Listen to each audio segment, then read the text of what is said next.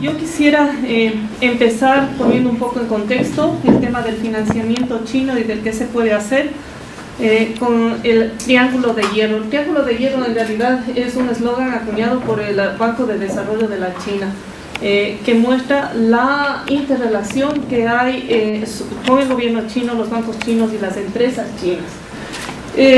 Lo que nosotros vemos acá en cuanto a líneas, sectores, prioridades, inversiones chinas son dadas desde el Consejo de Estado de China y desde la Comisión de Reforma y Desarrollo de China, en la cual China discute sus prioridades de financiamiento basado en sus necesidades internas y en sus capacidades.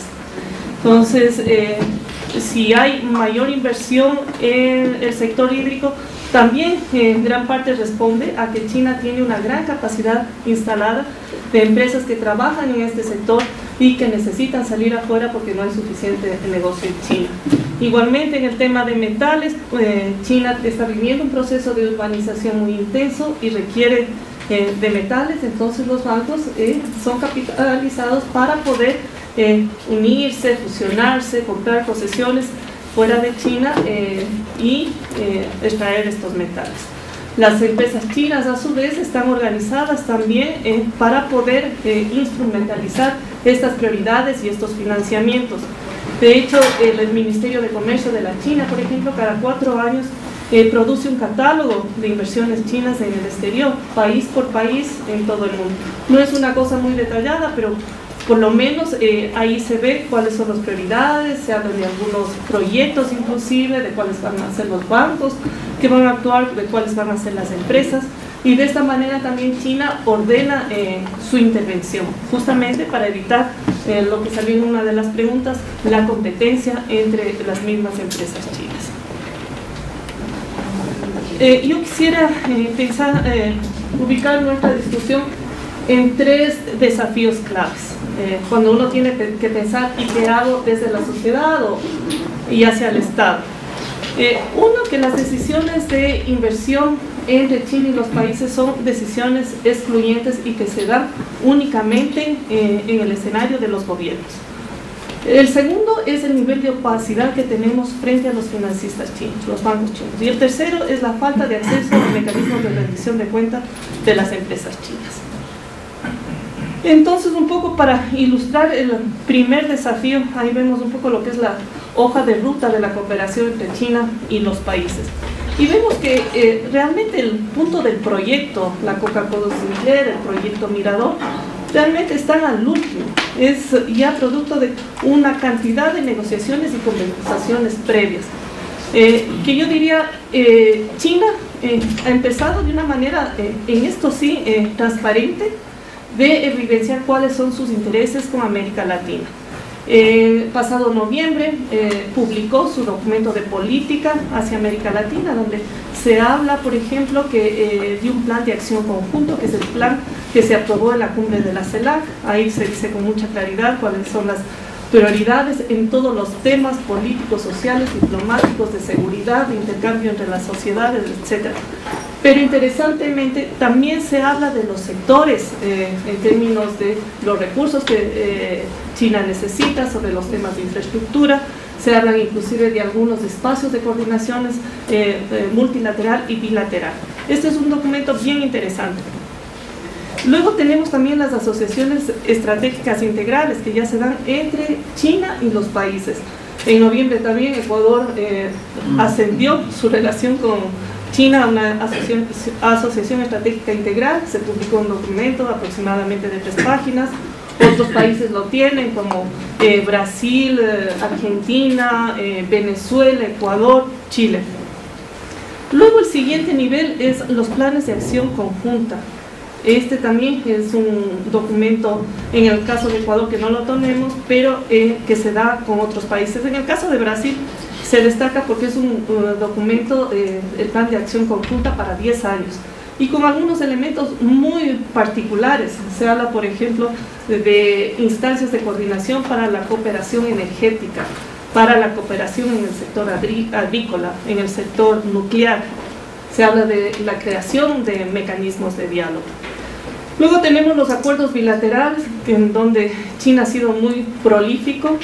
Yo estaba mirando ayer, sumando de una manera gruesa los acuerdos que se han firmado desde la primera vez que vino el presidente Xi Jinping, que de hecho ha sido muy notable la importancia que le ha dado a América Latina, después de que fue nombrado como presidente de China en enero del 2013, en marzo ya estuvo visitando América Latina. Y en 4 visitas que ha hecho, 3 Xi Jinping y la segunda Li Keqiang, el viceministro chino, más de 280 acuerdos se han firmado. O sea, es una relación muy prolífica. Y estos acuerdos también, y como decía antes, se concretan en mecanismos de diálogo. Ministerios de recursos estratégicos, ministerios de recursos hídricos, misiones diplomáticas, que se ven cada cierta frecuencia y en donde se llevan los portafolios de proyecto. ¿Qué te interesa a ti? ¿Qué financio yo?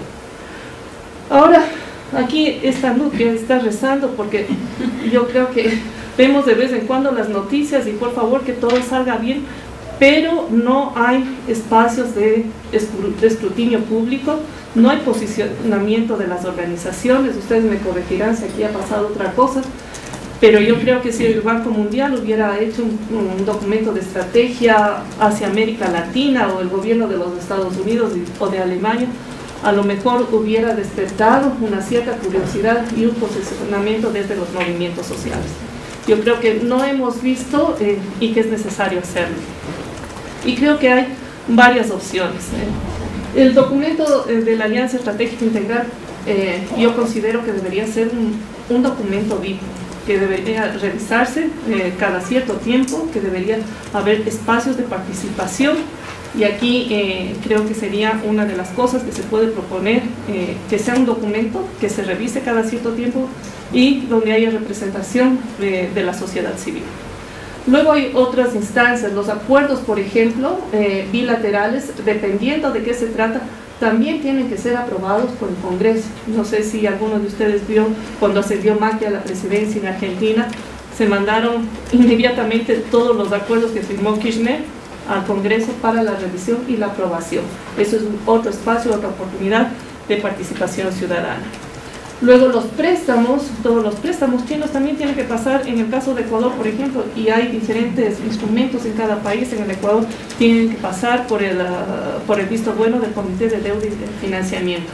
Yo he tenido la oportunidad de preguntar a uno de los miembros, jamás han recibido una carta de una organización o de una comunidad o de ningún movimiento, ni preguntando ni proponiendo sobre los préstamos con China. El segundo desafío es la opacidad en el sistema financiero chino. A pesar de que existen momentos que podrían ser también oportunidad para nosotros de influir esas decisiones. Las inversiones chinas en un primer momento son aprobadas por las instancias que están más arriba de los bancos, desde el Consejo de Estado, la Comisión de Reforma y Desarrollo de China y el Ministerio de Comercio, dependiendo del monto, dependiendo del sector, dependiendo del país donde se vaya a realizar. Es una primera instancia que debe dar una aprobación. Luego de que esta aprobación existe, recién en ese momento esto se hace una solicitud de préstamo que va al banco. Y en el banco además tiene que hacerse estudios de evaluación de riesgo, visitas de debida diligencia, y es un proceso también que podría brindar oportunidades de participación. Posteriormente, como había explicado antes, tanto el Banco de Desarrollo de la China como el Eximbank tienen que un papel de monitoreo y de regulación durante toda la vida del proyecto. Y finalmente los bancos también los bancos chinos son sujetos de supervisión por parte de la Comisión de Regulación de la Banca China. Cuando hablaba de la Directiva de Crédito Verde, es un instrumento interesante porque este es uno de los pocos instrumentos que sí tiene indicadores de cumplimiento y que los bancos tienen que reportar anualmente, proyecto por proyecto, a la Comisión de Regulación de la Banca China. Solo para dar un ejemplo, cuando uno va, y les invito a que vayan al website del Banco de Desarrollo de la China, del Eximbank, la información es súper general, es desactualizada, y un mínimo estándar, que no es pedir peras al olmo, sería una base de datos abiertas como tiene el Banco Interamericano de Desarrollo. Uno puede ir al website de ellos, puede buscar por país, por sector, por estado, inclusive los proyectos que están en estado de negociación, que se llaman el pipeline. Uno puede hacer un clic y te sale país por país, sector por sector. Uno puede ver, por ejemplo, quién es el responsable del proyecto, si requiere una evaluación ambiental, si requiere consulta pública. Este nivel de información es fundamental para la sociedad civil que quiere hacer incidencia y quiere vigilar qué está pasando con el financiamiento chino. En el desafío 3 sobre la rendición de cuentas de las empresas chinas, igualmente tenemos momentos en que la inversión debe ser aprobada, en el caso de las empresas, por el Ministerio de Comercio y otras agencias como la Agencia de Supervisión de los Activos Estatales, de las empresas estatales. Hay varias instancias como el MOFCON, el Ministerio de Comercio, que tiene listas negras de las empresas muchas veces por problemas ambientales que ellos han tenido. Las empresas matrices chinas también tienen un estricto control sobre los problemas. De hecho, una empresa que tiene un incidente ambiental grande en cualquier país no puede reiniciar sus actividades si no tiene el permiso de su empresa matriz. A nivel nacional también es interesante que conozcan que en todas las embajadas, en cada embajada china, en cualquier país, hay un funcionario del Ministerio de Comercio, que es el consejero económico de la embajada, cuya función es apoyar y supervisar a las empresas que están operando en un país determinado. Y como ideas para la acción, desde ISCAL hemos hecho algunas cosas, inclusive hemos ido a China a entregar las cartas porque no nos querían recibir en Argentina, la empresa Geshuba. Viajamos allá, la entregamos, hemos hecho eventos, hemos publicado un manual, hemos facilitado que compañeros puedan viajar a China y establecer nexos con organizaciones sociales, hemos hecho cartas. Otra gente también ha hecho cosas muy interesantes. Hay una organización en Estados Unidos, por ejemplo, que se llama Amigos de la Tierra. Ellos han colaborado con Acción Ecológica aquí y han hecho una iniciativa muy innovadora. Ellos han ido a conciertos de un pianista famoso chino que se llama Lang Lang, que está dando conciertos por todo el mundo.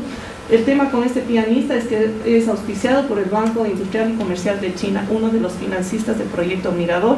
Y en cada concierto han estado afuera con sus pancartas, le han entregado cartas, es decir, están construyendo una presión hacia las empresas chinas.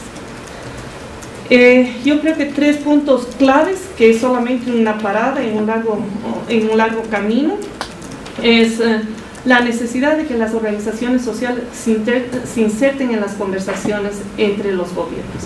Todos estos planes que tienen mucha importancia para el modelo de endeudamiento, para el modelo de desarrollo, para la sustentabilidad, están siguiendo el principio de no interferencia, que es un principio chino, que es una relación de Estado a Estado que excluye a todos los otros actores. El segundo es el tema de la transparencia. Yo creo que debe ser una prioridad para los movimientos sociales el lograr que los bancos chinos tengan bases de datos abiertas. Y la tercera, el tema de las compañías chinas. Creo que es importante la investigación, las cartas, las acciones. Con compañeros aquí en Ecuador que estábamos tratando de hacer incidencia sobre el proyecto Mirador, una de las conclusiones que tuvimos es China no contesta el teléfono, porque muchas veces se iba a la embajada, se han hecho cartas, no había ninguna contestación oficial. Si ustedes siguen un poco lo que pasa con las empresas chinas en otros países y los boletines de prensa, los artículos que salen, casi siempre van a encontrar que no se pudo contactar a la persona de la compañía o el regulador. No hablan con la sociedad y por lo tanto no son sujetos de escrutinio social. Esto también tiene que cambiar. Y con esto yo me quedo acá. Muchas gracias, Paulina.